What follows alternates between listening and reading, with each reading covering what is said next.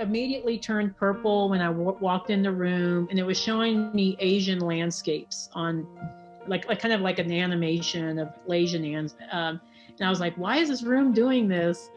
And they said, oh, it's just showing you things that you find relaxing. It's like it kind of so this ship kind of responds to the to the individuals on board the ship. So I was like, oh, okay, that's kind of interesting. And then they said they had something to do, but they invited me to kind of just wander on my own and, you know, stay on board the ship as long as I wanted to.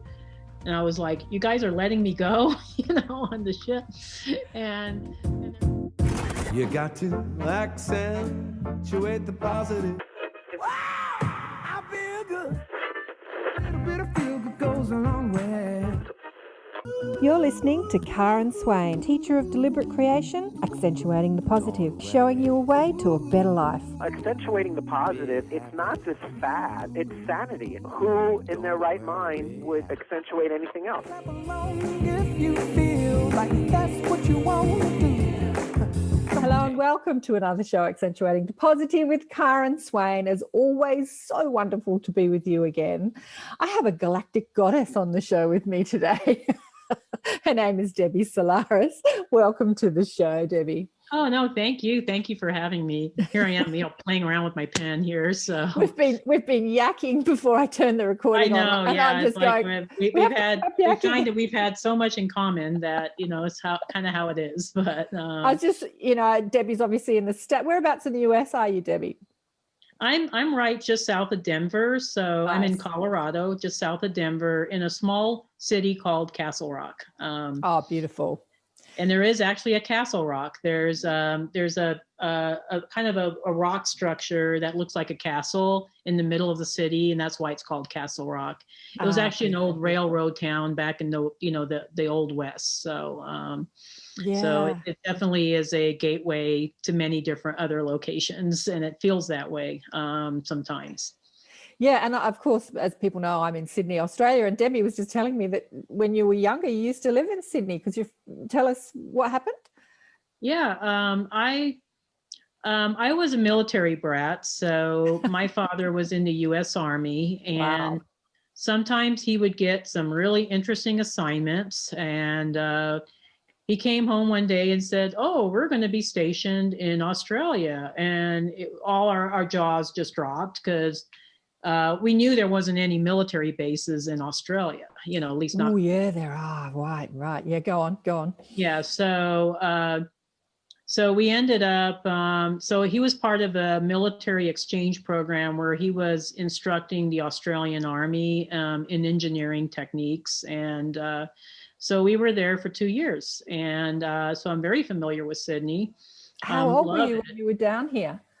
I was just for like a year and a half, or I think it was like a year and a half, or a little under 2 years. I actually went to school at a Catholic school in just outside of Sydney, in Campbelltown. I don't know if you've heard of it. Yeah. Campbelltown's about an hour away from me. With the highways, with the freeways, it's really short now. It used to be longer, but yeah, nice. So how old were you when you were here? I was younger. I was maybe 14 or 15. Yeah. Okay. Yeah, between 13, 14. Probably. No, I would say 14 or 15. Yeah, so I was younger. So I was middle school during that time. You know, I find this so interesting, in all that we're going to talk about today, that you chose to come into a military family, and because the military and the secret space program, there's a lot of connection with ETs, and because I've chatted to my mob about the secret space programs, because all the information out there on the web is usually about America, and I've said, is that happening down under? And they go, oh yeah. Do you think that with all that land that you have in Australia, all that desert, that barren land, that they're not going to have these bases that are so hidden underground and stuff? And there's a big base in the middle of Australia. Do you know what it's called? A big military base out there. And there's a lot of ET presence out there. Yeah, I've heard of it. I can't, the name escapes me. Pine, Rock Pine something. Anyway, yeah. And there's a big disc. There was a movie made about it with Sam Neill. There's a big disc out there that had something to do with the moon landing and all this sort of stuff. But yeah, how fascinating to hear. Well, we'll hear a bit more about your experiences growing up. Let me tell people about who you are, just read a bit of your bio here. So Debbie Solaris is an ET contactee, interdimensional traveler, and galactic historian. After a faithful extraterrestrial contact experience in 2012, Debbie awakened to her true star lineage and her higher calling. Through her ancestral connections with the library of all knowledge of this area of the cosmos, often referred to as the Akashic records, she has been receiving downloads of galactic historical information and universal spiritual knowledge ever since her awakening.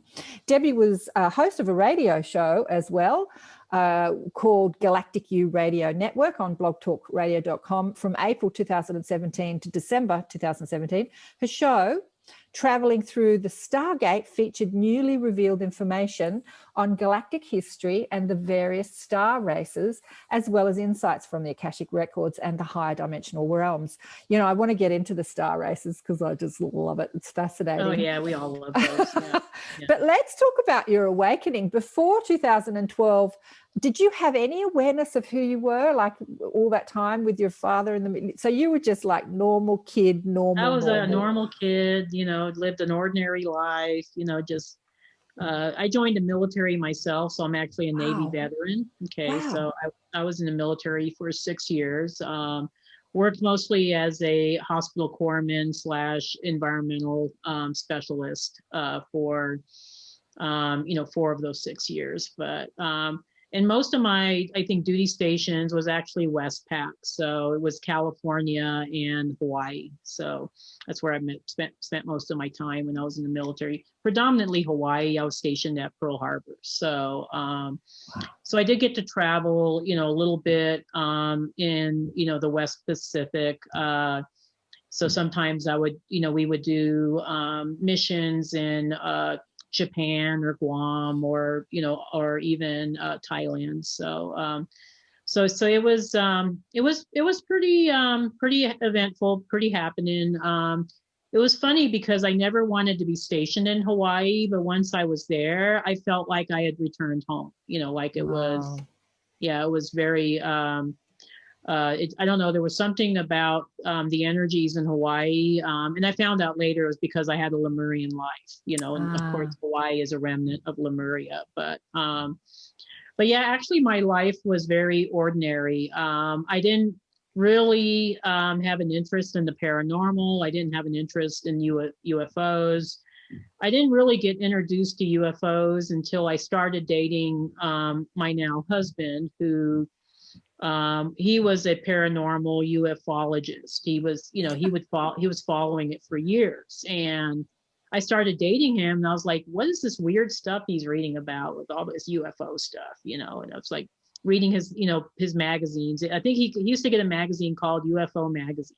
I mean, it wasn't a really original title, but it was all about UFOs, you know? So I was like, what's this weird stuff he's reading about? And if you were to meet my husband, he seems like such a straight guy, you know, I mean, he's just like, you know, Mr., you know, not into anything, you know, weird, but he was really into this. And so I would read the articles and I was like, you know, maybe there is something to this UFO stuff. But so this is before 2012. This was way before 2012. Okay. Way before because I started dating him, I think around 2002. So right. Yeah, so this was like way before, and he was into this stuff like even back then. So I had a mild curiosity about it, but I didn't really, you know, I think hold much stock into it. I just thought, you know, well, you know, I'm kind of skeptical. I don't know if this really exists.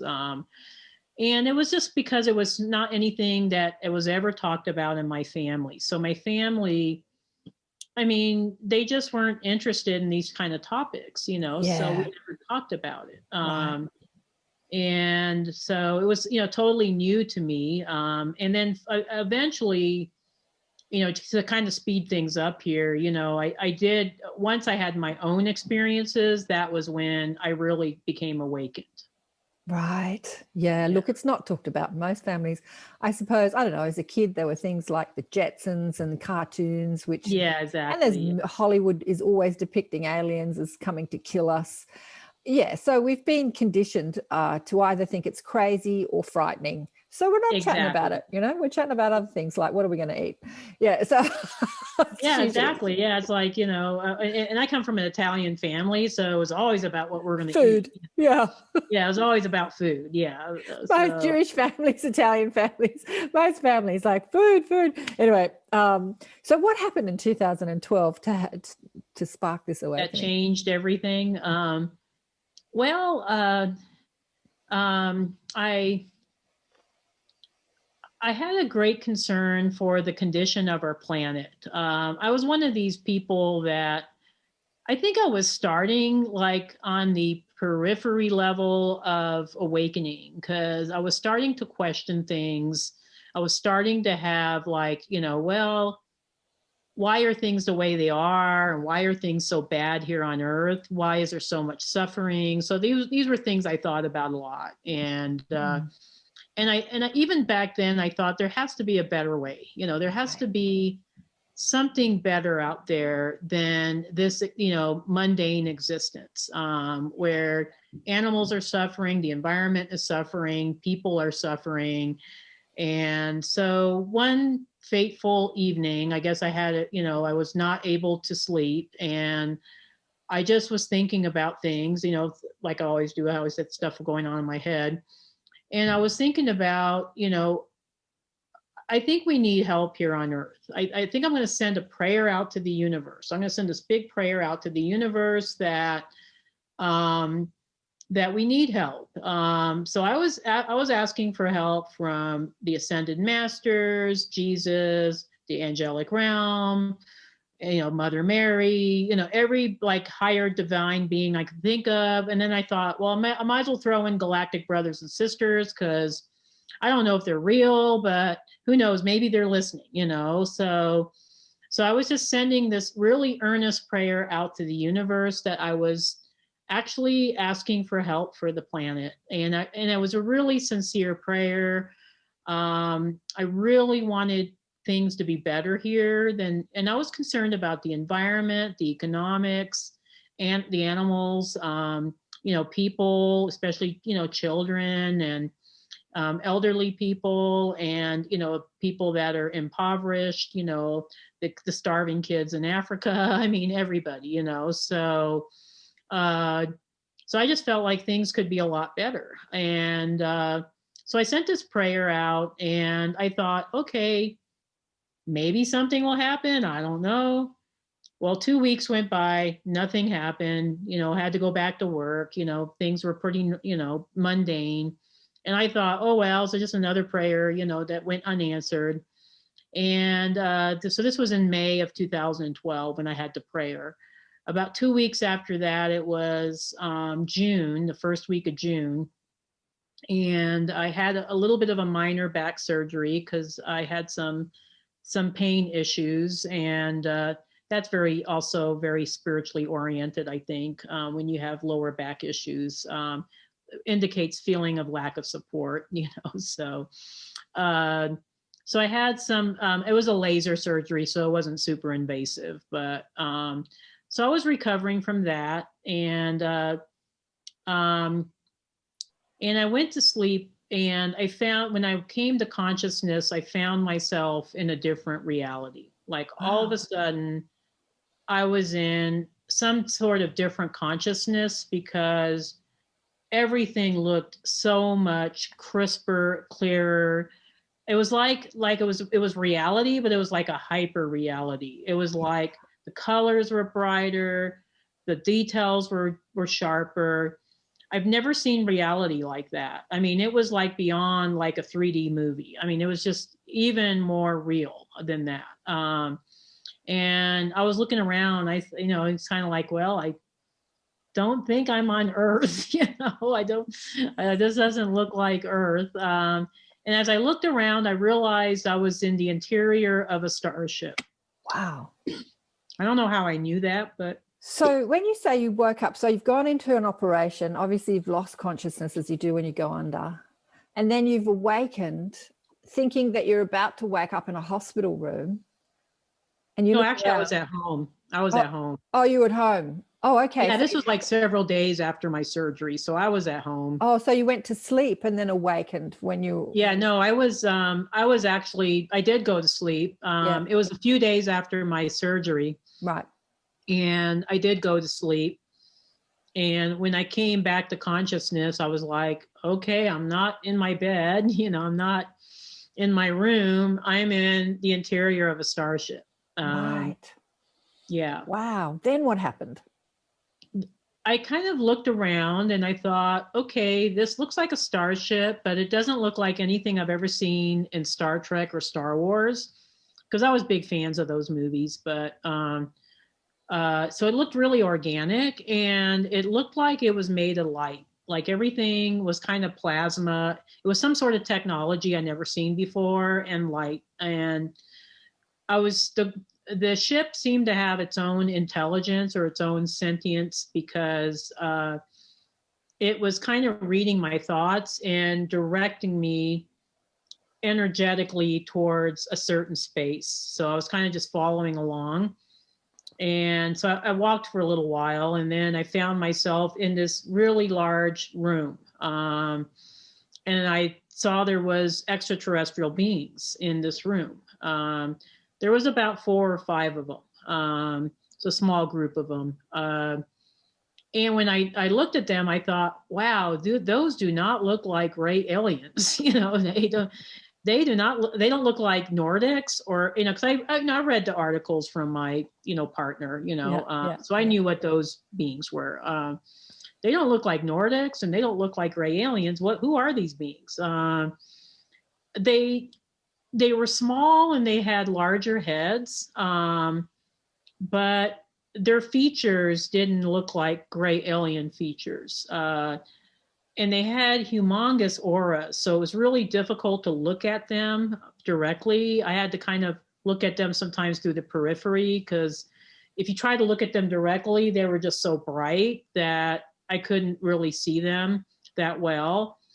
And they had larger eyes. They had pupils and irises, unlike gray aliens, where this looks like black eyes. It looked like they had a little bit more refined features, a little bit more humanoid, but very beautiful beings. I mean, they just emit this loving energy, this great love, this great acceptance, to where any kind of, even if you thought about being in fear, you're not going to stay in fear, because their energies are just so immense. It's just so, and the auras had colors I've never even seen before. It was amazing. I was just like, these are color spectrums we don't see. I don't know what dimension I'm in, but I don't usually see these kind of colors and on Earth. So I was formulating some questions to ask them, because I was kind of wondering, like, well, where am I at? What is this? Who are these beings? And even before I was able to complete my thoughts, they would answer my questions. So they were obviously picking up my thoughts, through telepathy. And I was surprised that I was able to communicate with them, because I didn't know if they knew English. That's my primary language. And I think they were speaking to me in English. I mean, either that, or maybe when you're speaking in telepathy, it transcends, all languages. But they were answering my questions. So they said, we're Arcturians. We're from Arcturus. Arcturus is the biggest star in the constellation of Bodes, and they even had this hologram where they were illustrating what they were talking about. And you're on board one of our starships that's in a location between Jupiter and the asteroid belt in this solar system. And so they showed me where that was, and I was like, wow, this is pretty crazy, and then I asked, why am I here? Like, why me? I'm the nobody, I'm not, anybody influential. And And they said, well, you're part of our family. They said, don't you remember? You're part of our family. And you've agreed to take on this Earth project. And they understood that, you know, I'd gone through the veil of forgetfulness. I'd forgotten, you know, so they kind of reminded me of my mission. And they also told me that they had heard my prayer, that they heard my prayer, and they thought, you know, it's, you know, I think she's ready. Let's bring her on board and kind of let her know what's really happening on Earth. And I had a lot of questions. I think I was there in that orientation room. They called it the orientation room. Mm-hmm. So I was there for a while, and they were speaking to me telepathically and also illustrating their concepts with this kind of simulated holographic reality, where it seemed like I was in kind of like seeing things that they were illustrating. Okay. And sometimes I was able to even kind of halfway experience it. So it was really, it was kind of like playing a virtual reality game. It was, yeah, it was really, really pretty amazing technology. I've heard this from so many people who have had you know, like experiences with extra dimensionals, extraterrestrials. This holographic, like we look at a screen, but when they show you stuff, it's like it's like you're immersed in it. You're in it. Yeah, you're in it. Yeah, you're immersed in it. So if they're showing you, like, say, this futuristic city, you're walking through the city. Right. Yeah, it's like, you know, if there's like houses, you're going inside the houses. So that's how realistic the hologram is. And it was like when they were showing me, you know, the star map, it was like I was floating out in, you know, space, you know, looking at the stars. You know, it was really amazing. And they basically told me over and over again that everything that I was experiencing on Earth was an illusion. Yeah. That it wasn't real. It was just a kind of a false matrix reality. Part of the hologram. Part of a weird, very, very negatively oriented hologram. But but it was, and I didn't quite understand them, because I was thinking, gosh, it seems really real to me, you know. I mean, but they said it like 5 times, like, this is just an illusion. This is just an illusion. So since they were emphasizing that word so much, I figured it was an important word for me to remember. And I kept asking them about what's the future of Earth. You know, are we going to have a beautiful future, or are we heading towards destruction? And they were basically saying it was our choice, you know, that I chose to be part of this game, you know, this part of this Earth ascension simulation, if you want to call it that. And they said it was basically our choice, but then they showed me, well, this is the possibilities. Okay, so they showed me future Earth, and my jaw just dropped. I was just like, I have never seen anything like this. So they were showing beautiful homes that were integrated into the environment to where you couldn't even tell it was a home until you came upon it. So it was really well integrated into the trees, into the environment. They also showed me that most of these homes, or probably all of them, were powered by free energy devices, and they kind of looked like an octagon. I don't know, it was really kind of cool. And they showed me that everybody kind of grew their own food.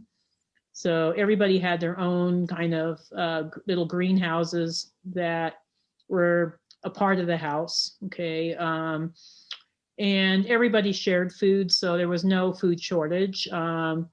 It was just, you know, maybe somebody had more potatoes than this person, and you just shared the potatoes, you know.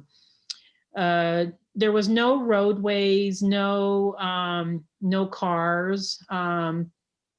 People in this reality were able to teleport themselves to where they wanted to go. I think they did have some recreational vehicles. I think a lot of us still love to, you know, tool around in motorcycles or hovercrafts, but it was, and everything was beautiful. It was green. There was a lot of trees, animals. I mean, it was just so well integrated, smaller communities. You didn't see the massive big cities like you do today. Right. And and I started crying because I couldn't believe that this is what we had to look forward to. And I kept asking the Arcturians, is this for rich people? And they said, no, it's for everybody. It's not just for everybody gets to have this, not just, they knew I was conditioned to believe only rich people have good things on earth. And they were like, oh no, this is for everybody. It doesn't matter, what status you are. There is no status, in this reality. So, Can I ask, how far into the future was that? Is that? Is that? They didn't really say. Did you get a sense?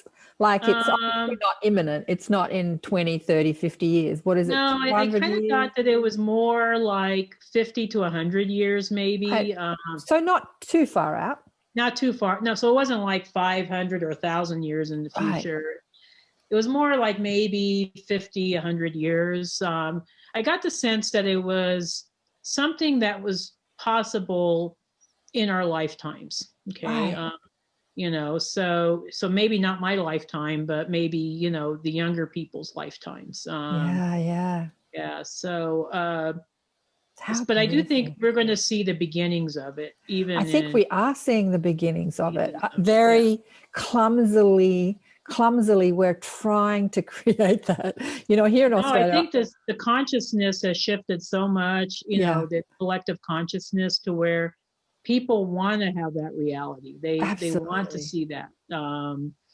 So I do think we're going to manifest it. It just may not be as fast as we would like it. Right.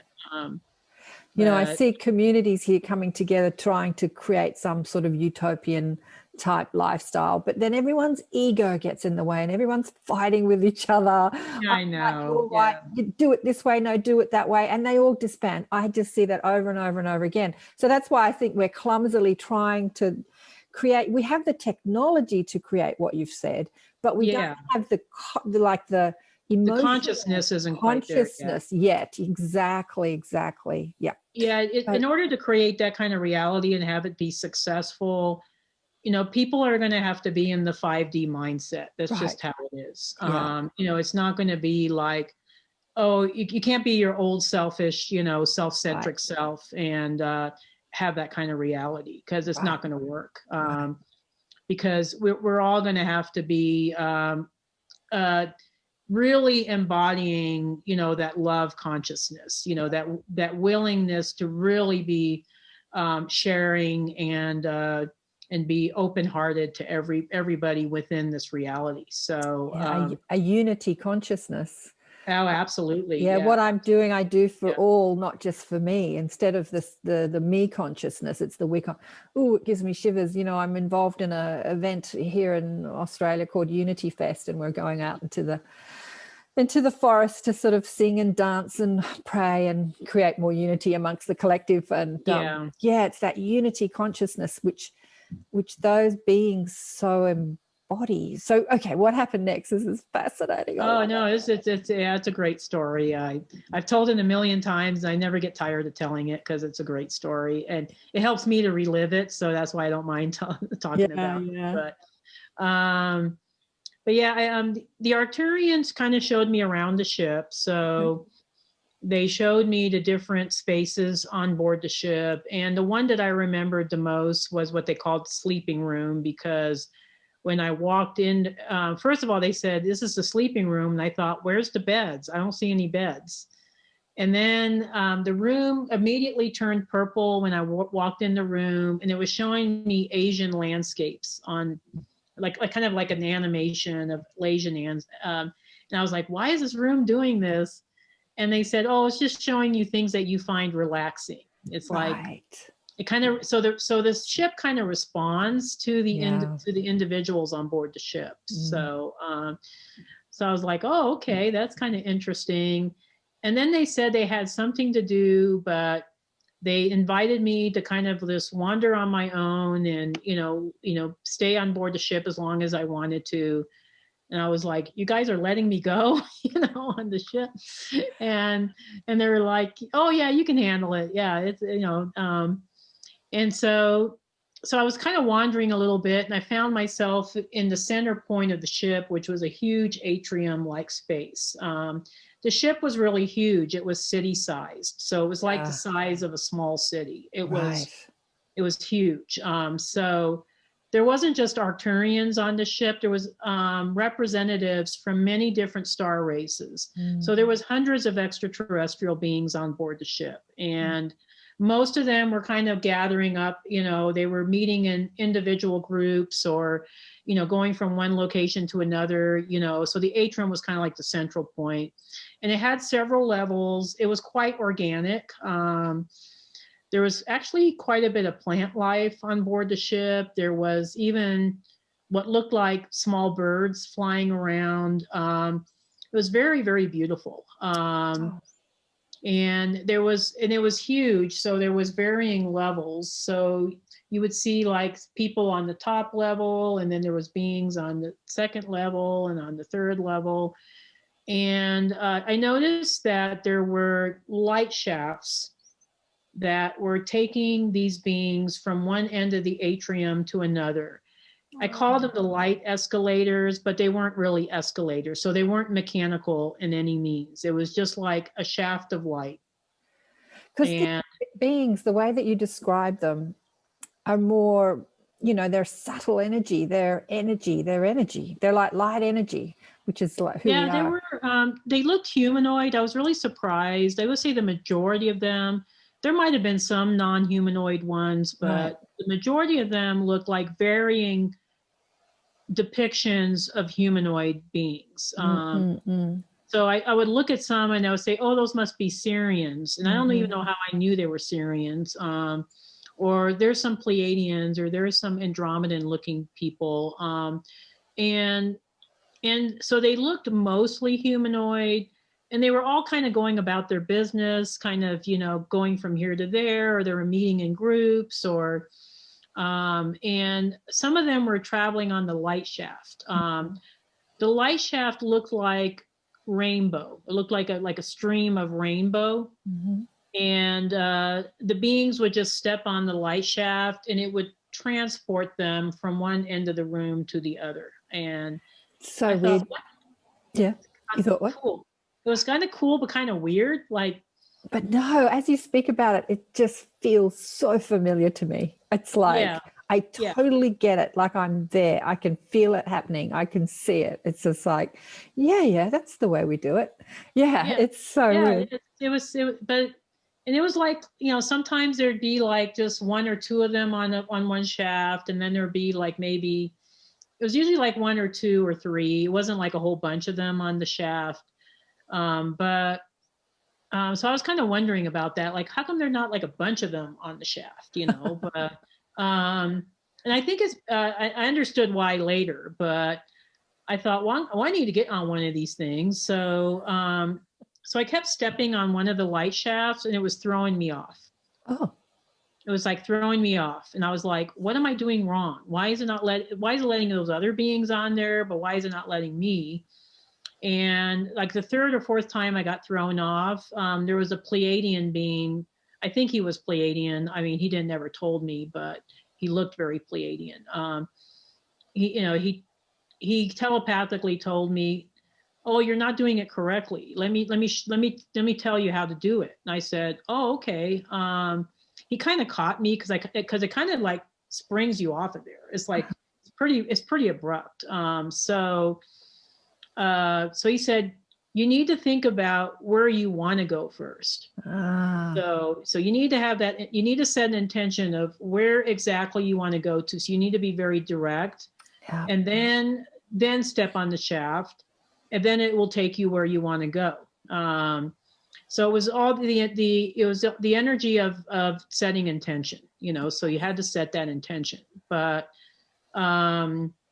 so I stepped on the light shaft, and then, after I thought about exactly where I wanted to go and on the other side of the atrium, and it transported me, and I was so excited. I was just like, holy cow, I'm going on the light shaft. And then boom, it's like I woke up and I was back in my bed on planet Earth.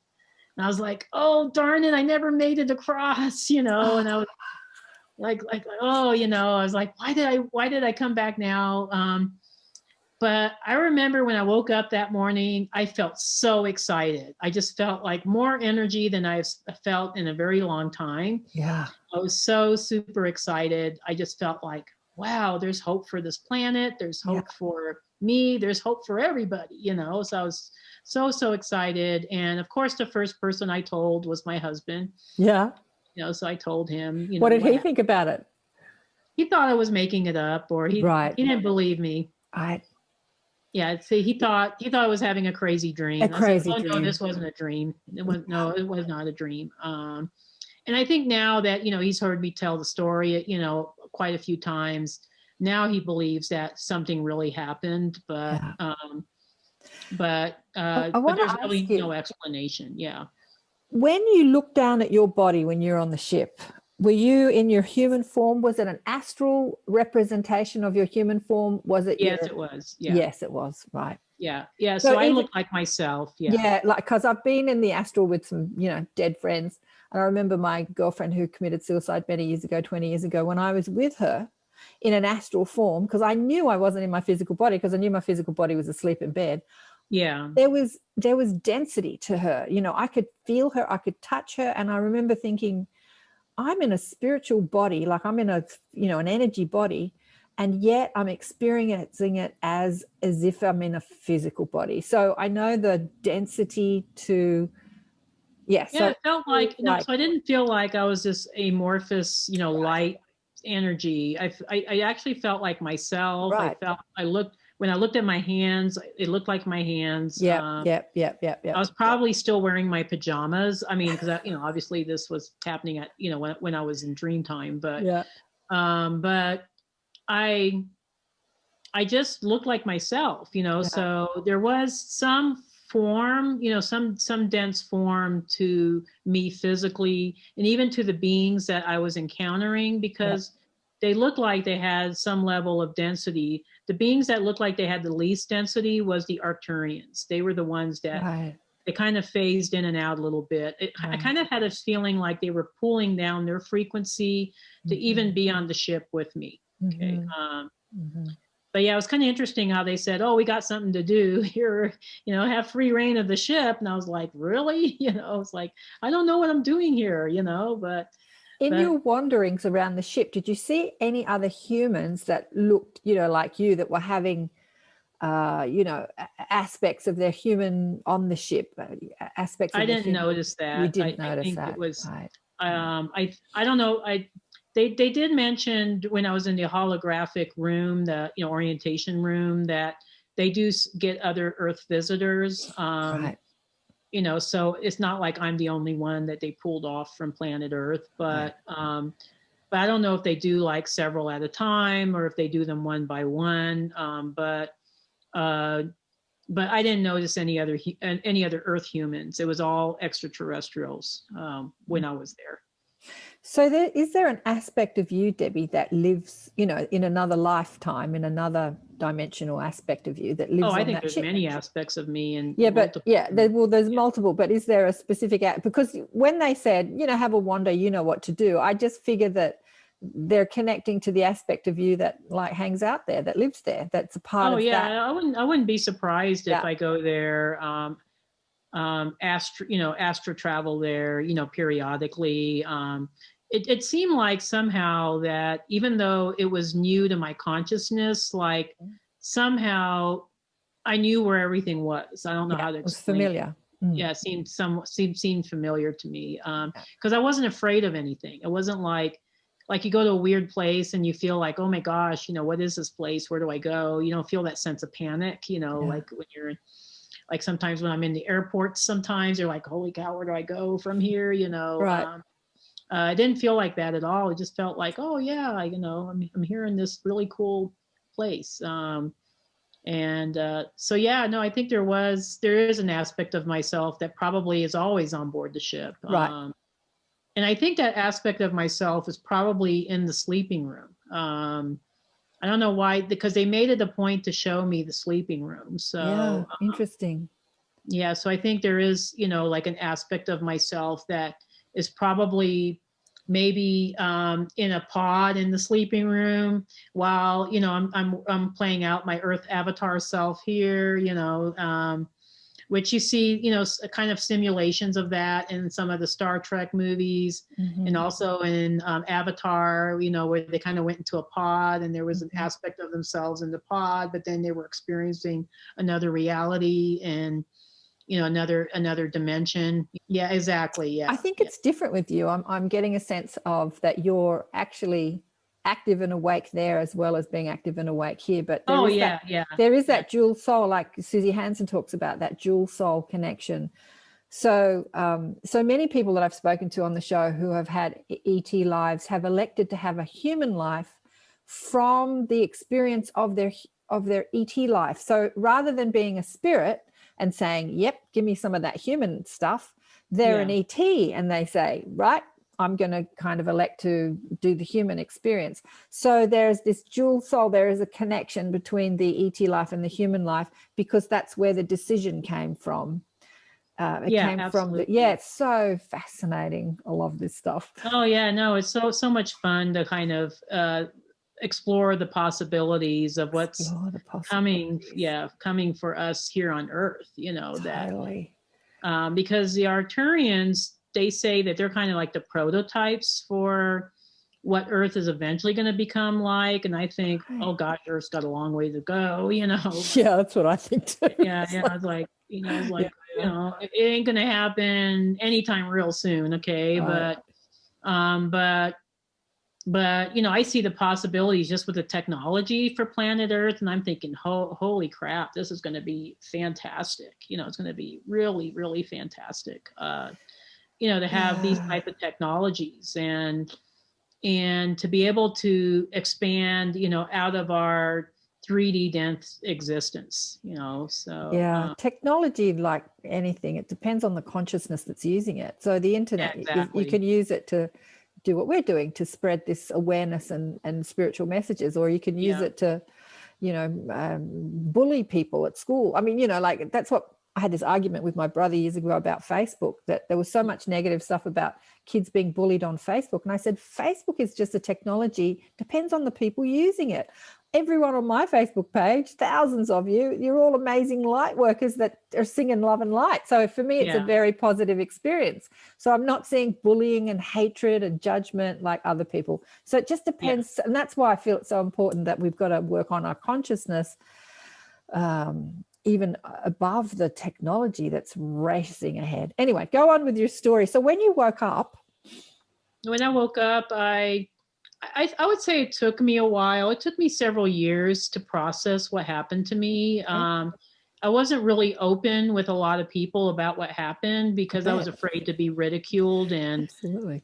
Yeah. And, you know, I thought, you know, people think I'm crazy and, you know, try to put me on some antidepressant or, you know, antipsychotic drugs or something. But I kept a story to myself. I did notice that something did change. It was like all of a sudden I never saw UFOs in my life. I was seeing UFOs all the time. I was interdimensionally traveling to other dimensions, even during my waking time. I was picking up on people's thoughts. I was downloading massive information about galactic historical events from, I'm guessing, the Akashic records, but I mean, I was just having massive downloads. Sometimes it was like I was able to pick up on people's thoughts, which was really bizarre. You know, it's just a kind of a crazy thing that happens. And I was picking up random information about people, like just information about their past lives or their lineage, or even little tidbits of information about their family, you know, their ancestral, you know, lineage. I mean, it was just kind of really interesting. And this was happening so much that it was getting more and more difficult for me to work my 3D job. It was just like I was being so bombarded with all this, interdimensional experiences that information, that I knew that I wasn't going to be able to do my 3D job for much longer. What was your 3D job at that time? I used to work for the public health department. So I worked for local government. And I was an environmental specialist. So I would go around and do, various different types of inspections and things like that. And so I wasn't always stuck in an office. I was, more out and about in the field, but it was getting really difficult, like, even to get my job done, because there was so much going on. And what was weird is that, sometimes I would, inspect schools or I would inspect daycares, and people would just want to come up and hug me, and I was like, why are they hugging me? Because I was kind of a regulatory, but they felt the vibration, just the positive vibration. And totally. So I knew what was happening, but I was just kind of like, why are they hugging me? And they just wanted to hang around me or have me hang around. I was like, oh, I got to get going, I can't stay. But so I was having a lot of really strange experiences, and the strangest was probably the interactions with UFOs. That not only was I seeing them, I was actually able to telepathically communicate with some of the UFOs that they were communicating with me, and I was communicating with them. And so I knew that I had changed. I knew that I was not the same person. I started taking a lot of spiritual classes. So this was between 2012 and 2015. 2015 was when I finally went public with my story. So like I said, I kind of had to process for a while what was going on. And the spiritual classes really helped. It really helped give me like a frame of reference to describe to myself or understand to myself what was happening. And then I felt like, there's a reason why I was brought on board the ship. I'm supposed to do something really important. I'm supposed to be sharing this information. And I took Akashic Records reading course. Actually here in Castle Rock, there was a Reiki master that taught it. It was right in downtown Castle Rock, and took the course, decided I was going to be of service. I was going to be of service to humanity, and went public with my story. Ended up teaching classes throughout the Front Range of Colorado. So it'd be all the major cities, and then it kind of led me to what I'm doing now, I guess. So, yeah. Yeah. At some point, the information flowing through you is just so intense and so drawing your attention. You can't ignore it anymore, right? Like you said, you couldn't. Yeah, it's like, it's like, it's kind of like you get these downloads, and it's like, why am I getting these downloads? I've never learned this information from, Earth school or an Earth school, and never learned this. I'm supposed to do something with it, Yeah. So, I mean, we're given this information to share. It's not just for us. So yeah, exactly. So, and then comes the next step of how do I share that, and then all our insecurities come out. People think I'm crazy. Maybe I look too old. Maybe I look too fat. Maybe I look too thin, all that stuff. Like when you put yourself out there. No, I went through all that too. Yeah. I had the imposter syndrome where I felt like, well, maybe people will just think I'm crazy and they won't believe anything I say. And I was really surprised when I went public with my story. It was in Denver. It was at a couple of spiritual meetups, and I was surprised at how receptive people were to my story. Nobody thought I was crazy. they just thought it was a fantastic story. And I thought like, wow, okay, people really like this information. And so I developed a class on star races and galactic history that I taught between 2015 and 2018. I taught this course for about 3 years in, Colorado, just physically teaching it. And people were just blown away by the information. They've never heard this, type of information before. And even just the way I put it together, the way I formatted the information. But so then it just kind of like my popularity grew from there. Right. And then now, I was just last year, I was invited to be on Gaia, so I was on the Beyond Belief show. So. Well, I know. I think that's where I found you. I found you on George Norrie's show, and you looked so nervous, but I was nervous. I was super nervous. Thought, wow, like this girl's got it going on, or this woman. And I think George was the one that equated you to Matteos Di Stefano. Matthias, and Di Stefano, however he says his name, but who is another galactic. It's amazing, the access. Because I've always sort of asked my guides, how is it that we forget? What's the mechanics of it, like that we can be these enormous beings of unlimited potential, and we come into this earth experience and we have this forgetfulness. Like, how does that work?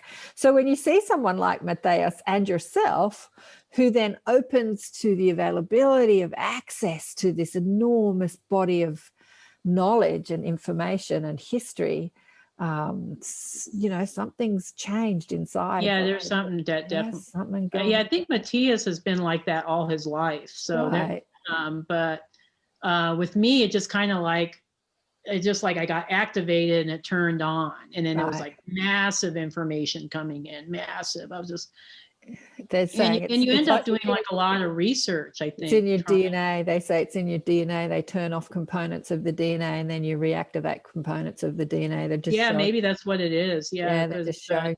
And so there's one of the things the Arcturians told me was that I have an ancestral connection to the Akashic records, and I didn't even understand what they were talking about at the time.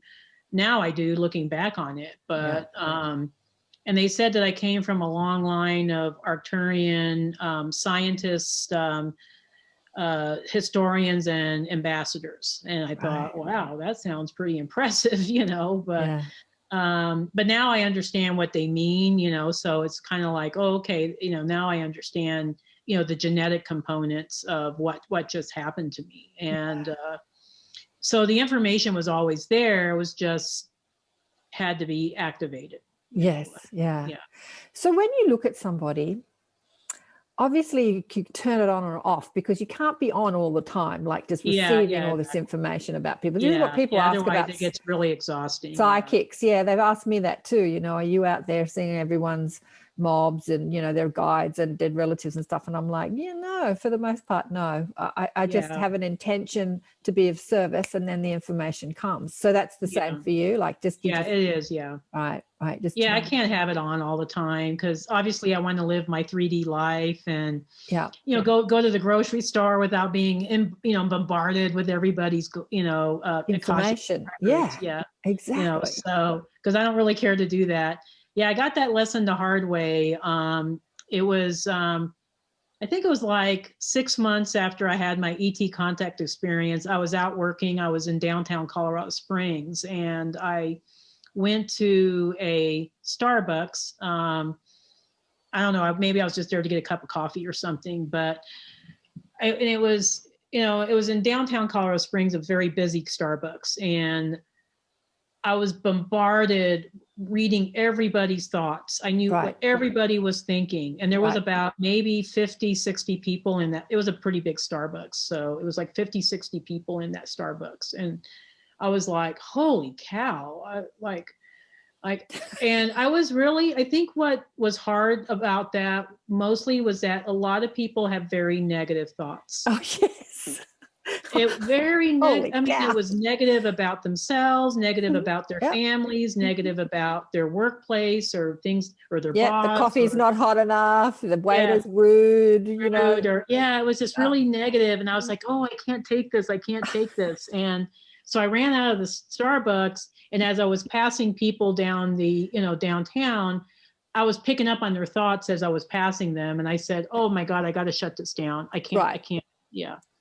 So yeah, you don't want to be in that mode, because it would drive you crazy. It's I experienced the same thing, Debbie, in my 30s. I'd go to the supermarket. Not only could I read everyone's thoughts, I could read all the thoughts behind all the packaging.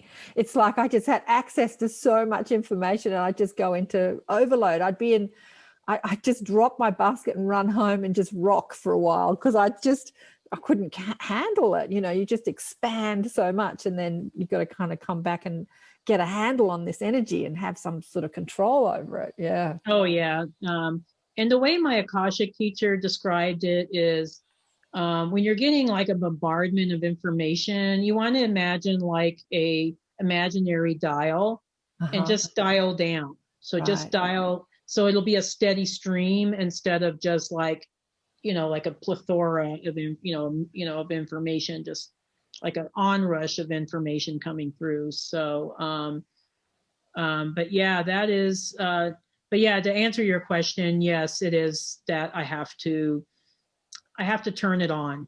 Yeah. And so let's say if I'm doing, a reading for somebody, like I did with George and you did with George. George, I wanted to ask you about that. How did he? Oh yeah, sure, yeah. What did he say about, like, after you turn off the cameras? What did he say about your reading? Did he like speak to you about it? He was pretty busy, so he's a busy guy. So yeah, he was. He didn't really say like, oh wow, I loved the reading, or oh, I hated the reading. I mean, he just kind of like got out of his chair and went to talk to the producers, and so he's kind of a busy guy. So.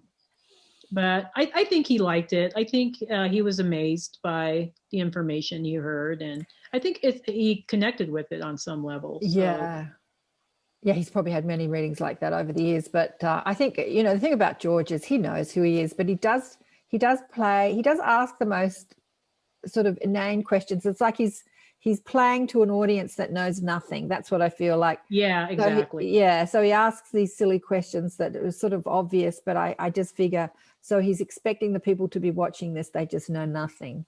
That's what I think. But anyway.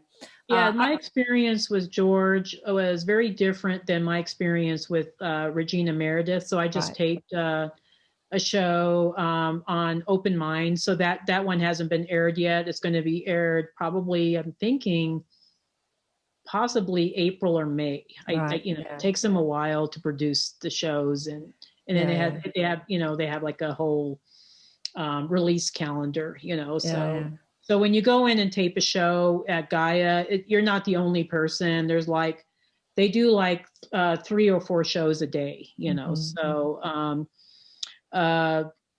so Regina asked very complex questions.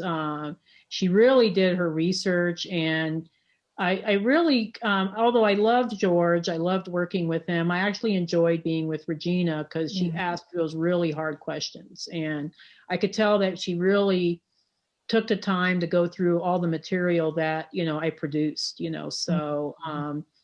so to me, it was almost like, I think that's going to be a better show than even though the, Beyond Belief was great. But you were quite different, because it was a while ago, and we were discussing this before I turned the camera on. You've lost 60 pounds since then. Oh yeah. I'd like to get into, but maybe later, because I've just finished a show with Lois Hollis about the light workers and how to be heal the healers, how when you are connected to your galactic roots, or even when you're in the complete forgetfulness, you still have this not feeling comfort or safe or at home on Earth. Oh, absolutely. Right. Yeah. And then you use food for comfort, or, so I know a lot of empaths and psychics who carry a lot of weight. So but anyway, you've lost a lot of weight since then. But I want to get into, we might talk about that later, some of the people that, the Starseed Nation. I want to talk about the Starseed Nation. Oh, absolutely. Yeah, sure. what have you been your experience, working with their energies? Like so there's the Andromedans, the Arcturians, Pleiadians, Orion, Sirius. Do you want to go through some of the people that you're sort of Oh yeah, working through? absolutely. Yeah, I think we can do that. As far as energetically speaking, I guess, Lyrans, I get a lot of star seeds that have Lyra or Vega roots. Okay. It's almost like, it's kind of like the funnel where all the other star races came out of, Right. So, I mean, unless somebody is like an Andromeda galaxy soul or an Arcturian soul, that, those are different, soul family groups. Much of those people carry a lot of trauma in their DNA because they went, because Lyra was destroyed by Draco millions of years ago. Okay. And it was a horrific ambush. It was just like they just slaughtered 50 million Lyrans. Okay. So a lot of times in working with Lyran souls in particular, even some Vega souls, they're dealing with a lot of trauma, and it can manifest physically. So I see a lot of autoimmune conditions in star seeds that have had Lyra lives, particularly those where they either got killed or they were tortured or they were a slave, or so something really traumatic happened to them during the wars. And so the conditions I see a lot of times with Lyrans is usually chronic fatigue syndrome, fibromyalgia, MS, Lyme disease, Hashimoto's. I mean, it's just a plethora of autoimmune conditions, even rheumatoid arthritis. You see that.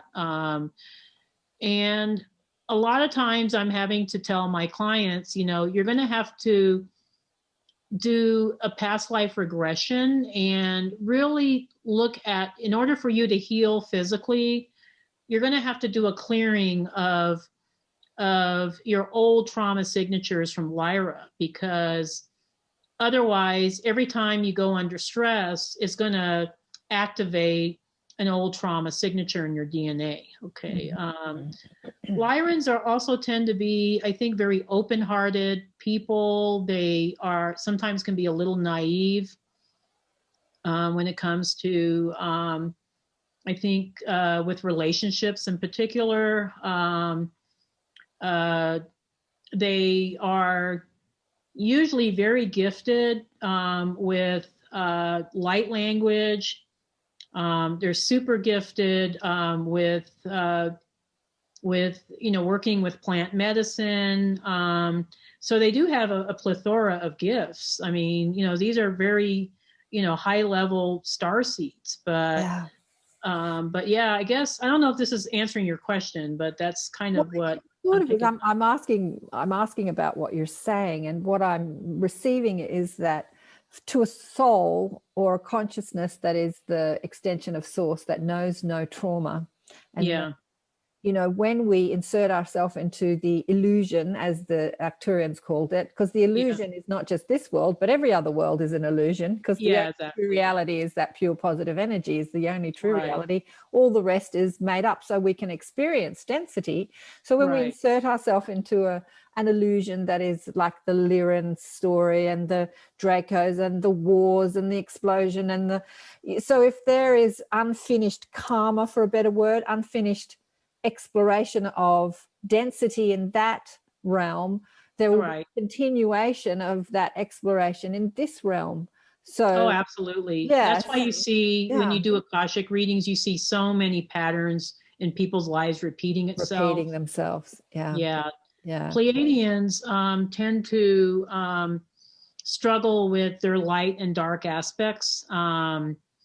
So you have Pleiadians, and a lot of Pleiadian star seeds are all love and light, love and light, love and light, but they're afraid to do the shadow work sometimes. I think because in the Pleiades, the Pleiadians were trying to, I think, reinvent themselves after the Lyran Wars. So they're descendants of Lyrans, okay? So Lyran refugees. So they were trying to reinvent themselves. So they didn't want to focus on anything negative from the past. So, so they had almost this Pollyanna-ish attitude about, oh, we can only focus on the positive.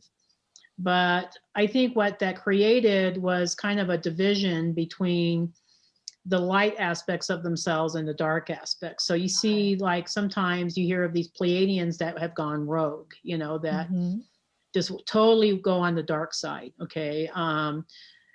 Because of that, Pleiadians have to really integrate their shadow selves. And I see this a lot with Pleiadian starseeds. And it's not something that they are especially excited to do, because it's not fun traveling into the shadow aspects of yourself, but it's almost like necessary for them so they can become well integrated. So then they're not attracted to all the narcissists, you know? So it's like, instead of experiencing it in their external world, they're able to integrate that darkness within themselves, so they don't have to experience a bad relationship in order to have to feel well integrated, or to have that aspect facing them. Yeah. When we're not dealing with the distortion within our being, we completely attract it within another. Oh, absolutely. Oh, yeah. And so that's a reflection. So this is like humans, you know, we're so good at judging others and saying, you're an idiot, you're a dickhead, you do that. But it's all a reflection of what lives in us. And when we deal with the shadow, as you say, then we... Yeah, it's like, you know, the reality that we're in becomes like a mirror for everything that we're doing, and, you know, dealing within ourselves. And so with Pleiadians, the biggest condition I see with them that pops up sometimes is diabetes. It's like they lose the joy or the sweetness of life. So then they try to, you know, they overcompensate by creating like this, you know, condition of diabetes. And, you know, and, you know, my sister suffers from diabetes. I don't know if she's a Pleiadian starseed or not, but I'm very familiar with diabetes, and I was pre-diabetic myself. Hallelujah, I'm not anymore. So, but well, 60 pounds, darling, that's huge. Yeah, no, you're looking for sweetness in the food, in the comfort of eating and food, in sweet things, instead of seeing the sweetness in the self. And the sweetness in your environment or in your reality. Exactly. So that's so so that is so I do see that with Pleiadians. Syrians, these are very grounded people usually. They're more grounded than Pleiadians and Lyrans and Vega people, but Syrians suffer from the martyr, or what I call the Syrian Syndrome. Where they want to save everybody. They go above and beyond to help everybody else, and they put themselves last. Okay. And sometimes they just become exhausted, you know, because they're doing so much for other people, they forget to take care of themselves. And I think Arcturus Ra, who is, you know, he's a YouTube personality. I think some of your listeners will know who he is. His last name's Swain. Swain, yeah, exactly. Yeah, same as yours. I know. Yeah. But anyway, what were you going to say about him? You think he's Syrian? He was on my radio show because I was interviewing him, and he was talking about the Syrian Syndrome. And I said, well, what's the Syrian Syndrome? You got to tell me about it. And he says, oh, it's when Syrians, they just want to take care of everybody, you know, they become like martyrs to their cause, you know. And I think a lot of that, looking historically back on Syrians, is because when Syrians first got involved with planet Earth, they made a lot of mistakes. You know, they in a way, some of the things that are happening now is because the Syrians got involved and maybe, you know, did some genetic modifications that wasn't for the best interest of humans, Earth humans. And so now it's kind of like they're here and they want to compensate or make restitution for the mistakes that were made in the past. So they kind of go above and beyond. And these are people that are service to self oriented anyway. So a lot of Syrian starseeds go into nursing, or they become doctors, or they go into service industries because they want to be of service. Okay. Yeah. Yeah. So they it's interesting when I asked you about what you did before, because as you said, you thought you were just this normal little human, had no idea of your galactic connections. Yeah, I know. Boy, little But did I know. you were still in a service industry, you know, you were still serving. So there's the soul is still speaking through you, even though we have this amnesia.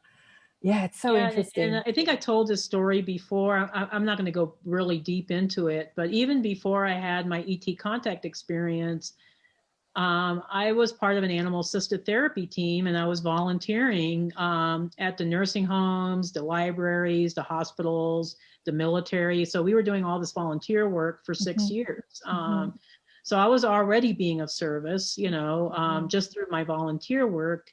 And so I think in the volunteer work, in a way, it was like almost like my higher consciousness was telling me, you have to do this to prepare for your ultimate mission, you know. Right. So so it was like, you know, the right cat came into my life. So my therapy animal is actually a cat named Piglet, really adorable little hairless cat.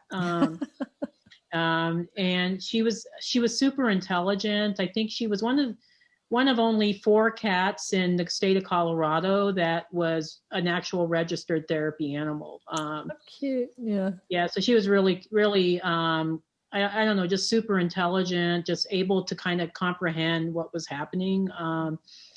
And we had to go through training for that. So it's not like Lyra, you know, her soul. No, actually, I was told she was from the Pleiades. So I think she was from the Pleiades. So she was actually an incarnation of a Pleiadian High Council member that chose to work with me. So as a cat, isn't that cool? As a cat, yeah. So she didn't have to have a long contract on Earth, you know. So yes. You know, Piglet eventually passed. That was a very sad day in my life because she was my biggest and best teacher, you know. In your body. You know, but so she passed in November of 2017. So that was hard, but yeah. So I do think we do end up, you know, I think it's like almost like our higher guidance or our subconscious self directs us to do the right activities to prepare ourselves for our missions. Absolutely. So a lot of times I tell my clients, you know, that are having readings with me, I said, you know, well, you're going to be guided to do what's going to be best, you know, so it's not like you have to figure it all out on your own, you know. Right. You know, if you get an impression like, oh, I should take this course, or I should travel here, or I should do this, go ahead and just do it. You know, it's going to lead you down your ultimate path of being of service, you know, and helping out this planet. Absolutely. You know, the question I want to pose is, once people understand their galactic history, how does it help them as humans? You know, what do you do with that information? Okay, so I come from this starseed and I used to be this and there, and like, how does it help you as a human sort of continue your human life? Oh, I think it helps a lot. I think what I see over and over again is once somebody has an understanding of, oh, they're Arcturian, or oh, they're from Pleiades, or oh, they're from Orion, they start having an understanding of what their particular traits are. Okay, so what are their traits and what are their weaknesses? Okay, and then they are able to use that for their advantage. Okay, so they can start integrating that information, and then it also, I think, enables them to have a connection.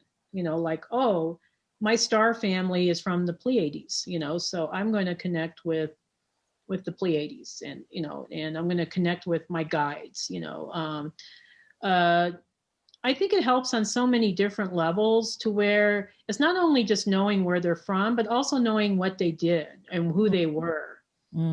And it's like almost like something activates and they says, oh yeah, that's right. I do used to do that, or I do have these gifts, or I do, or this is my personality trait, or even this is my, you know, my old karma that I need to work out. Okay. Or, you know, old soul programs or issues or attachments that I need to work on.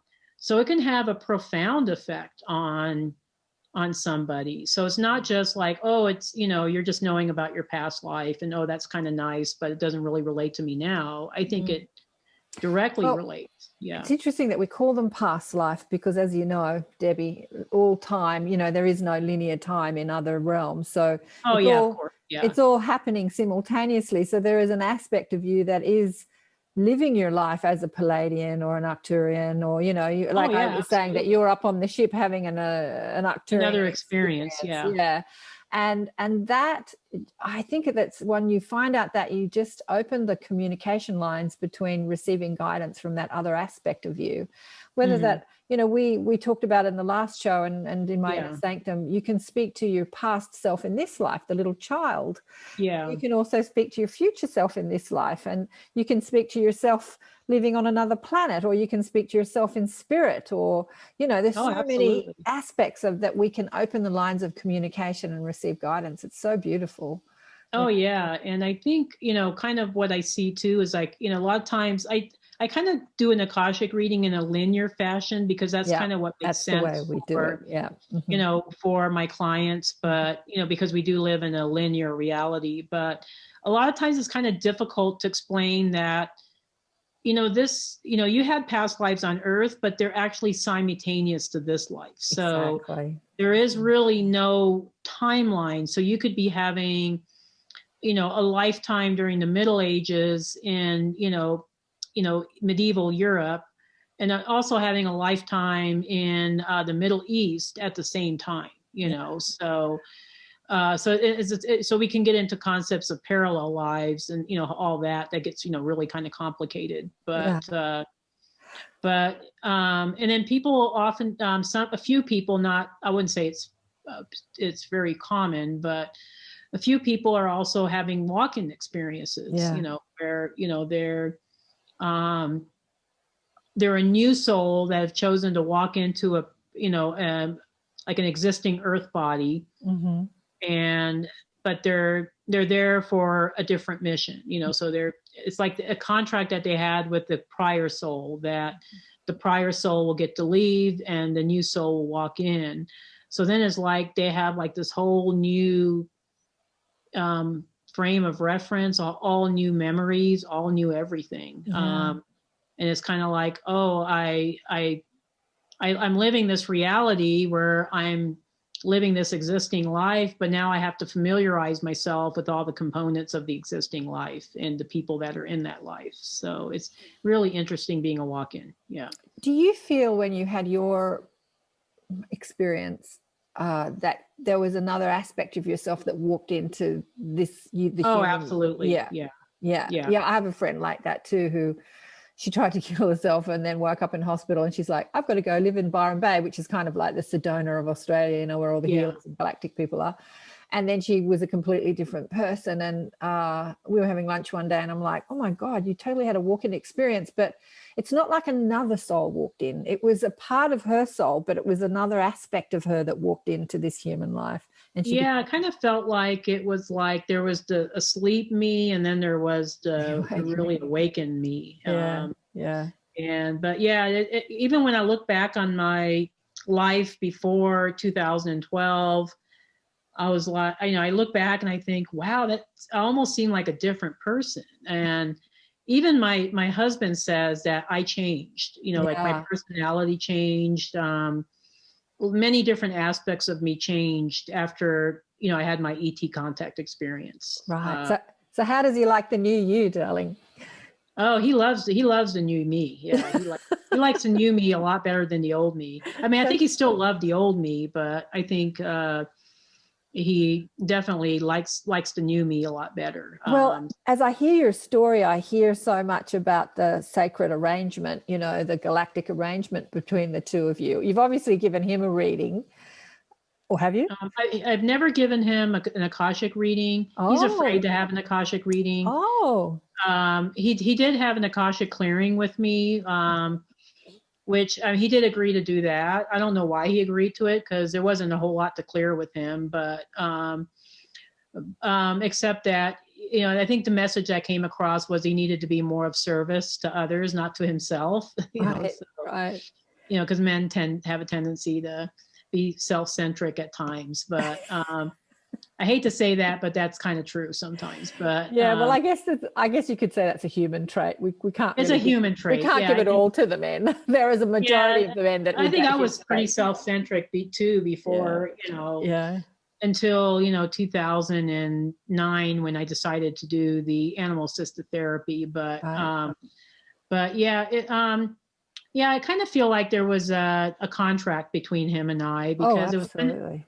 Because he definitely awakened me first, because otherwise, Have you not explored that contract? You haven't gone in there and had a look for yourself? Oh yeah, no, I understand it. It was he's from Lyra and Sirius, and he's had also lives in the Pleiades, so he understands. I think we've been doing this kind of work together for a long time. So we definitely explored it. We've had past lives together here on Earth too. So I did a QHHT session once, and I was like, holy cow, like, oh, he was in Lemuria with me. He was in ancient Greece with me. He's like, oh, okay.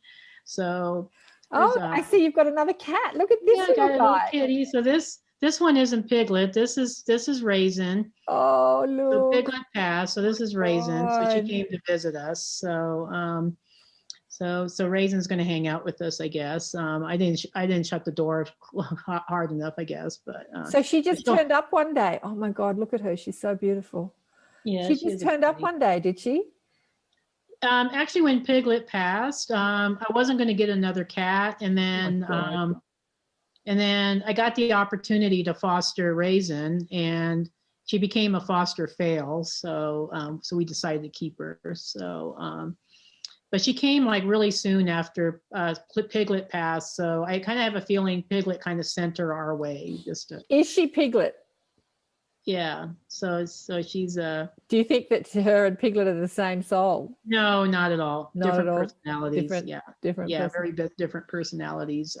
This one is more the Lyran cat. So she's more connected with Lyra. She has so much, her face is so Egyptian, I think. It just exactly. So Egyptian. Yeah, so let's hang out, Raisin. Let's hang out. It's so funny because my cat's usually crawling all over me, but she's not around at the moment. But she turned up 4 weeks after my other cat left her body. This little kitten turns up in my garden, and I'm not even on the street. I'm like, I've got garages underneath me. So turns out it was the next door neighbors who basically gave me the cats, a couple of years later. So they come to you, don't they? Yeah, no, they do know when to come. Yeah, and the sacred contract or the sacred arrangement that they have. Yeah, exactly. Yeah. And I think, I think Piglet was the teacher, and Raisin, she kind of just brings joy into our lives. She's more the comedian, so she's always doing something funny and crazy. So she brings joy into our lives, and my husband loves her too. So so we both have that little extra joy that I think we all need in today's world. So Oh, beautiful. All right, we've been yakking for ages, but what do you want to leave people with? What's the most exciting part of the work that you're doing now that you want to talk about? I'd love to kind of share. I'm going to be doing some new offerings. So later this month, if you're subscribed to my website, I will be announcing, I'm going to be doing a Zoom webinar that you can join in on. It'll be on probably February 27th. That's the date we picked. So I'll be offering that soon. So if you haven't already, if you want to go on my website, it's debbiesolaris.com. So it's DEBBIESOLARIS.com. You'll be able to join the website. And I'm going to be sending out a newsletter announcing the course. There'll be other courses in the future. I'm going to be expanding the galactic history section of my website. And I also have a YouTube channel. So if you go on YouTube, just do a search on Debbie Solaris. And it's mainly prior readings that I did for other clients that we converted to video. And it'll give you a really good idea, not just of what a reading with me is like and how deep we go into a lot of, it really gets very detailed, but also you'll get a sense of galactic history and different traits of these different star systems. So when you first started doing readings for people, were you worried that you were just sort of making up stuff? That's what I get a lot with my clients. I've got a client at the moment who's just getting amazing information in her meditations, but she always says, am I just making this stuff up? Did you worry about that? I think that I went through that a little bit at first, but the information seemed to resonate so much with my clients that I knew it wasn't just made up. I mean, and even with the downloads I was receiving about galactic history, I knew that there was some truth to it because I kept seeing that information everywhere. It was like, as I was doing my own research, I was running across, Alex Collier saying the same thing, Alyssa Royale Holt was saying the same things, Barbara Hand Clow, Barbara Marciniak. They were all kind of saying, similar things that I was seeing. So I felt like, well, this information must be correct, and because we're I think, receiving it. It's just that we receive it in our own way, obviously. But that's what Susie Hansen said when she was on the ships and she saw a grey that looked like he was really old, and greys don't normally look old, but he looked sort of wrinkly. Anyway, I think maybe it was a hybrid. I forget the stories, but she spoke to someone on a ship and said, what's the most important thing you can tell me? And he said, corroboration. Corroborate your stories. And it's so interesting when you speak about what you experienced on the ship. It is so similar to other experiences. Oh, I'm glad to hear that. I'm glad that other people are having experiences as well. And I think it's going to become more and more common. I think as the consciousness rises, as we speak, absolutely, that more and more people are going to have their own experiences. And I would say about at least 50 to 60% of my clients have had their own ET contact experiences. So it is very common. I think it's a contract that when the time is right, you're going to be activated. And so when do you see us having a more open mainstream idea of that we're not alone in the universe? Because obviously we're all chatting about it, we understand, but the majority of the collective are still like totally asleep. So when do you see us, disclosure people would call it, like when there's this mainstream, did the Arcturians give you any sort of time frame or timeline on that? They didn't, but I've been accessing the records asking that question, and my understanding is we're going to be in for a bumpy ride for the next few years, but it's going to create a lot of awakening amongst the masses. And that probably by the end of this decade or early next decade, we're going to have our first actual extraterrestrial contact experience where you're going to see a ship, it's going to land on Earth, there's going to be ETs coming out of it, and they're probably going to be humanoid, I'm thinking. Either Alpha Centaurian or maybe Venusians. Venusians have been on our planet before. Alpha Centaurians have been on our planet before. So they're the closest located to us. So I think it's going to be those groups first, and then we're going to see the Pleiadians, the Syrians, and everybody else. So. Rejoin the galactic family. With many of the people I've spoken to, there are so many Star Nation people living lives as humans, but not just incarnated into a human body. I think Garnet talked about they have the technology, holographic technology, that they can just switch the energy and appear human. And they're not actually inside a human body, but from our standpoint, we're thinking we're speaking to a human because that's what we're and it definitely can be that type of arrangement too. But so there's all that disclosure to happen as well. I think we're just on the precipice of a lot of information, a lot of technologies, and everything else that's going to be coming down to us. And we'll go from there. But anything else? Exciting times ahead, darling. And as you say, my guides have said the same thing. The next few years is going to be a bumpy ride, but the bumpy ride is exactly to wake people up, because we don't usually awaken. Just like you said, you had surgery and you were experiencing some physical pain, and yeah, that was a part of your awakening. We don't normally awaken, not all of us, but most of us don't normally awaken until we experience some sort of contrast, and we we send out desires like, tell me, what's it all about? What's my life all about? And then they go, you really want to know? Let me tell you. Yeah, and it's like, because be prepared, because your life is not going to be the same afterwards. Absolutely, so, absolutely. Yeah. Oh, it's been such a joy and a pleasure. Thank you so much for being on the show. Thank you. It's been wonderful. Thank you for having me, and thank you for allowing me to share my story, and for your patience with the tech issues we're having earlier, because it's always a joy to deal with that. But we got through it, and it's turned out to be a beautiful show. So thank you. Wow, what a fascinating conversation with Debbie. I loved that. I could have quizzed her for another 2 hours. Anyway, she's going to come back on the show, and she's also going to come in as a guest teacher in a SANCTUM towards mid to late year. I'm going to book her in for a teacher to come in to speak to our little tribe so we can quiz her some more. And she's got a webinar coming up. I think she talked about it, but you'll see all that on her website or on her Facebook page. She said too that if you're looking for a session from her for a reading, an Akashic record reading, a Galactic Akashic record reading, that she's actually had her calendar closed because she's just was overwhelmed with readings, and she's opening up the calendar and booking May, June, July at the moment for readings. So that, it's a few months in advance. But unlike most healers and stuff, it's not life or death. It's just fascinating information to know.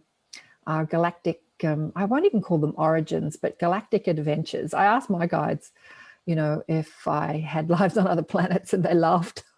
They laughed at me and they said, oh my God, Karen, you think that your curious mind is any less curious as a spirit or a soul? They said, you have explored all areas of the cosmos. And I said, oh, okay. So I kind of like, I've been everywhere, a bit like a world traveler who goes to all sorts of countries and explores all sorts of, ideas and nationalities and societies. They said I had been doing the same. But they said that the work, when I asked my guides, my mob, they said, I work with the Arcturians. The Arcturians very much are working with our consciousness here on Earth, shifting our mindsets.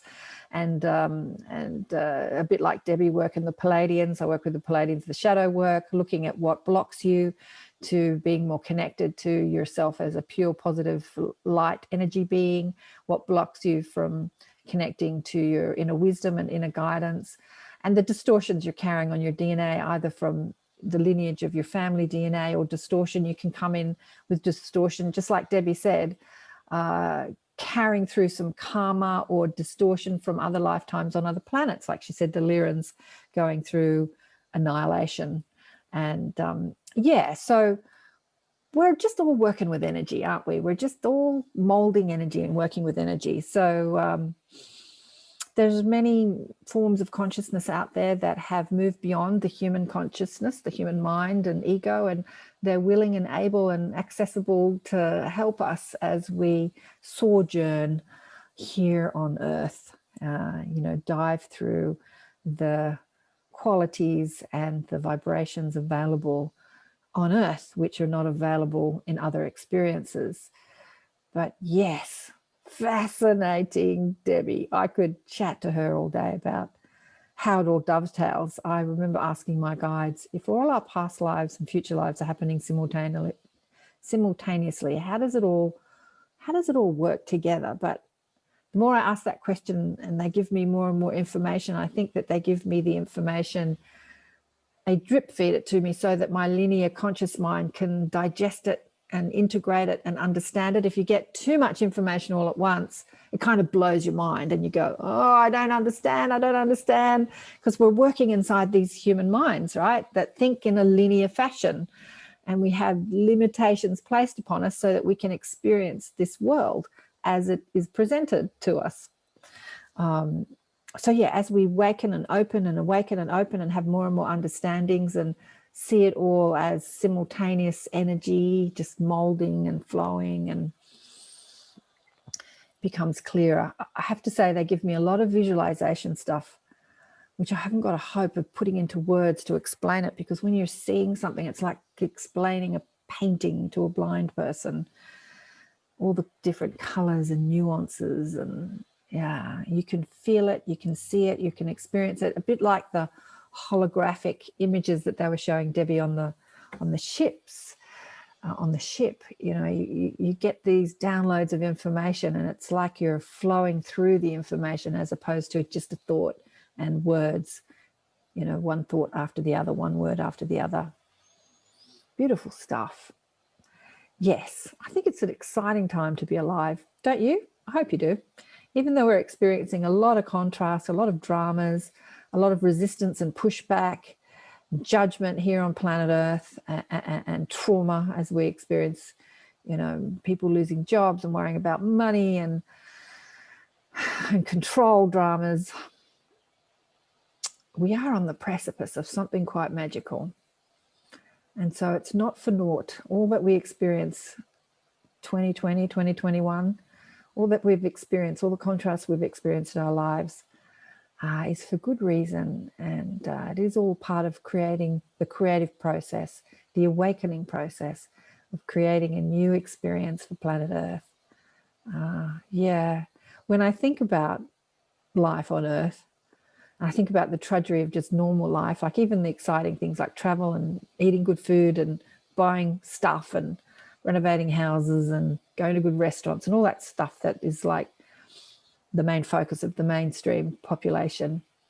It doesn't excite me so much. But when I think about ETs coming to Earth and showing us, you know, human technology or mental technology and bringing their consciousness to Earth and exploring that, that's when I get excited. I think, yeah, let's stay on planet Earth to see that happen, to see the galactic ambassadors of this world, stewarding this world, make their presence more known.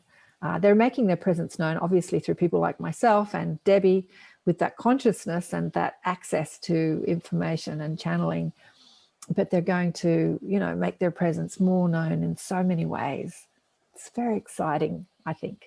Excites me anyway. Hope you enjoyed that show. I did. And I can't wait to have Debbie back. And if you are a Gaia subscriber, you can check out her show with George. You don't really need to now that you've watched my show. You've got it all. You've got all she said on George's show, but as she said, she's going to be on Regina's show in a few months. Yeah, the competition. I don't really have a competitive bone in my body, so I'm happy for, you know, the more of this information that gets out there. I'm happy to spread the love, spread the message of everybody's show. Oh, it says 12:12 here. All right, well, I'll go and have some breakfast and some lunch and do all that sort of stuff. And if you want to be a part of the Inner Sanctum, sign up. I'm online teaching every week. You get to ask me questions. I don't sort of do too much readings or healings personal. That's what I do in my personal sessions. But I have to say, sometimes only 2 or 3 people turn up. And so it becomes very personal, and people get to have, you know, me, you know, as I would be in a personal session. We work on the shadow parts of self and what's stopping you from feeling more comfortable and alive and confident as someone who is a difference maker, as someone who wants to speak their truth. There's a lot of people that join the Inner Sanctum who are just your average everyday people with everyday jobs, housewives and students and husbands, and who are really into this information, and they know it's a big part of their experience here on planet Earth, but they don't really know how to fit it into their normal human lives. And they're quite scared to talk about it because their friends call them crazy.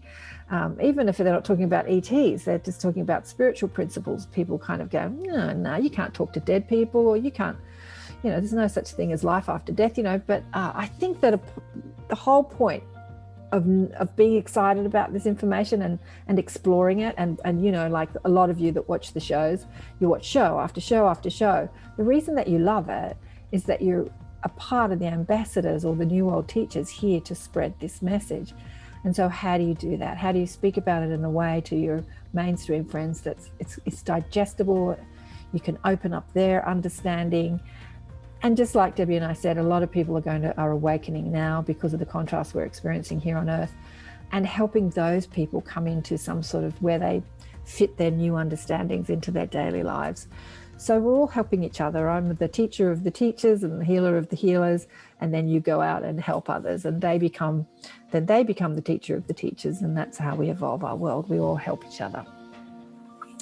You know, feel not afraid to speak about this stuff and to share the message. Yeah, so join the Inner Sanctum if you feel like that's something that you want to do. Obviously, you get to quiz me each week, and I have a guest teacher once or twice a month, and you get to quiz them as well. And remember to buy the book, Awakened by Death. Working on the second one, even it's been shelved for the last 2 years. I haven't got the name for it yet. I think I might call it Woo Awakenings. I was going to call it Spiritual Awakenings. And I thought I would reclaim that word woo-woo. You know how people call us woo-woo and they think it's a derogatory term? I thought maybe we reclaim that word and call it Woo-Woo Awakenings and be proud of our woo-woo. Own your woo-woo. Anyway, I'm still thinking about the title. Maybe you've got some suggestions, but it's something along that line. It's exciting. More to come. Big love to you all. Speak to you soon. Bye for now.